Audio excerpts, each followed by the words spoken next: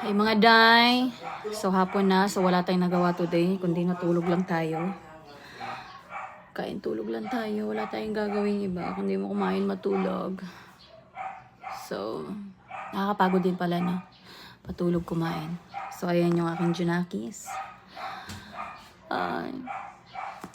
So, tamang chill lang tayo.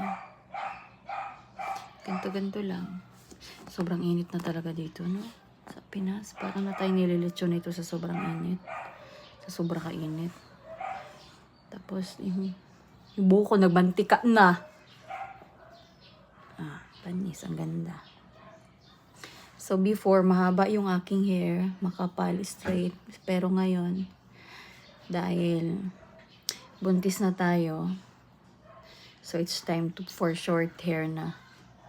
Para ma-feel naman natin yung sobrang iksi, no? Kasi